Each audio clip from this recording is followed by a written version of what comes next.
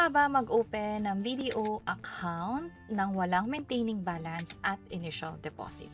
Pag-usapan natin. By the way, kung first time mo sa channel na to and gusto mo pa ng mga online tutorial videos katulad nito, please click the subscribe button. In this video, pag-uusapan natin ang basic account ng BDO kung saan pwede itong i-open gamit lang ang app ng BDO Pay app.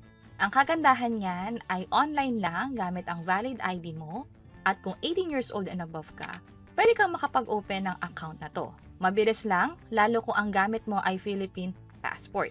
At ang kagandahan niyan, gamit yung BDO Pay card, pwedeng makapag-transact sa mga BDO ATMs or cash deposit machine nationwide.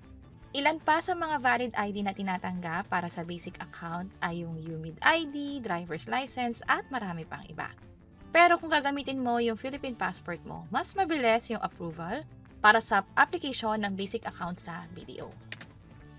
And this time, pag-usapan na nga natin yung BDO basic account na pwede na makapag-open gamit yung BDO Pay app. Pumunta lang sa Play Store or sa App Store or sa Huawei Gallery, katulad nito, Play Store, and then tap nyo lang yung search, hanapin dito yung BDO Pay. Ito yung makikita ninyo, tap nyo lang yung install, and then tap open. From here, pwede nang makapag-open ng account by tapping this open a basic account. Hindi ko alam kung by the time na pinapanood nyo to ay magbago yung itsura. Basta ang hanapin nyo lang ay yung link para makapag-open ng bagong account or ng basic account. Idagdag na rin natin na may mga oras or pagkakataon na hindi nyo ma-open yung app lalo kung under maintenance. Kapag ganyan, hintayin lang the following day or after a few hours and then from there, pwede nang makapag-create na account sa BDO Pay. Kapag inopen nyo yung app, unang tatanong sa inyo kung existing BDO customer kayo. Ang BDO Basic Account pwede for new account holders, ibig sabihin wala pang BDO account dati, or kung meron na kayong BDO account, halimbawa meron na kayong ATM card sa kanila, payroll account, o basta savings account sa BDO, considered na kayo as customer. Kapag ganyan, pwede nyong i-tap itong yes. At kung BDO account holder na nga kayo at meron din kayong BDO online banking, tap nyo lang yung yes. Ang mangyayari kasi ay mas mabilis yung application ng basic account dahil may sinasabing auto-filled application. Ano ibig sabihin nun? Mag-login lang gamit yung username at password mo kung meron ka na dati nito. At yung information mo ay pre-filled na, ibig sabihin kung ano yung dating record mo sa BDO, ipoprovide nila yon at i-update mo na lang siya kung may mga pagbabago man. And then from there, hintayin na lang ang approval ng BDO. Kapag na-approve na yung BDO basic account, pwede na itong i-link sa account mo mismo at pwede nang gamitin yung BDO Pay. Ngayon, paano naman kung bagong customer ka pa lang? Wala ka pa talagang BDO account dati? Tap mo lang tong no and then mag-provide ka na ng mga information. Sa mga succeeding steps, ibibigay mo yung personal details sa'yo, yung birthday, saan pinanganak, complete name, at marami pang iba. Pero yung una mo ipoprovide at isa rin sa mga requirements ay dapat meron kang active cellphone number at email address na din. Kapag na-provide na yung hinihingi, i-tap lang tong next at start application. Hihintayin ng code na ipapadala sa phone katulad nito at i-enter lang siya para makapag-proceed sa next step. I-check lang itong mga undertaking at data privacy consent. Tap next, may option kayong ipadala via email. So sa atin, tap next tayo. At hintayin lang na mapunta or ma-process to next step kung saan kailangan ng picturean yung ID. Andito yung list of valid ID na tinatanggap. Katulad ng sabi natin kanina, kapag passport, mas mabilis pero pwede rin naman yung ibang ID. Kapag napili na yung ID, tap lang tong next at hintayin lang na makapag-proceed sa mga next step.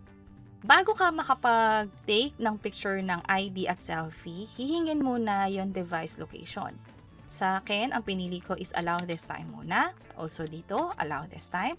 At ito na yung part kung saan pipicturean mo yung harap ng ID, yung likod din, at yung selfie. Tandaan lang na sa pag-take ng picture ng ID, dapat buo ito, hindi nahati. Malinaw din ang pagkakakuha at nababasa yung mga detalye katulad ng pangalan ninyo at ibang nakasulat or nakalagay doon sa ID mismo. After ng ID, selfie naman. Dito, kukunan kayo ng picture or selfie nga at may instruction kung kailangan nyo lumapit, kung kailangan lumayo ng konti, or mag-steady para sa pag-complete ng facial verification. Kapag ganito, dapat stable yung internet connection na meron kayo. After ng selfie, after ng ID, hingan kayo ng iba't ibang mga information tungkol sa account ninyo. I-provide lang yon, siguraduhin tama at i-review bago i-submit papuntang final step. Kasama rin sa ipaprovide na information ay yung pag-create ng username and password na siyang gagamitin ninyo after ma-approve yung account ninyo dito sa BDO Basic Account. Kapag na-approve, i-open lang ulit yung BDO Pay app at mag-sign in gamit yung username at password inyo and then proceed na sa pag-login. Before tayo mag-end, yung sa basic account, dapat meron itong activity or transaction sa loob ng 1 taon.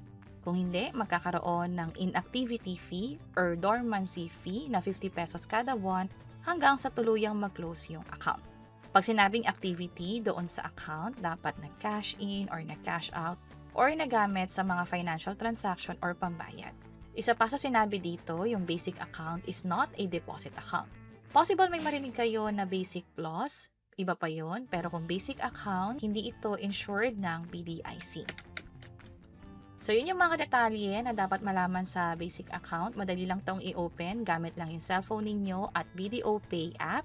Pwede na makapag-proceed at kakailanganin ng valid ID at selfie ninyo. Lastly, ang laman lang dapat ito ay hindi lalagpas sa 100,000 pesos. Yun ay for basic account. Pero kung sakaling naging concern nyo na to, halimbawa alam nyo na lalagpas na yung balanse ninyo to 100,000 pesos, that's the time na pwede nyo i-consider yung savings account ng BDO. Ito namang mga account na to ay insured ng BDIC. Ang may pinakamababang initial deposit at maintaining balance ay yung tinatawag na ATM savings account kung saan meron na itong ATM or yung debit card na tinatawag. Kung interesado kayo sa tutorial kung paano nga ba mag-open ito, meron din kaming ginawang hiwalay na tutorial video. So yun yung mga dapat ating malaman tungkol sa BDO Basic Account na pwedeng i-open via BDO Pay app. Sana nakatulong tong video na to. Kung oo, pakiclick ang like button at para sa iba't ibang mga tutorial videos, pwede nyo i-check yung mga nasa baba. Sana makatulong. See you sa next videos.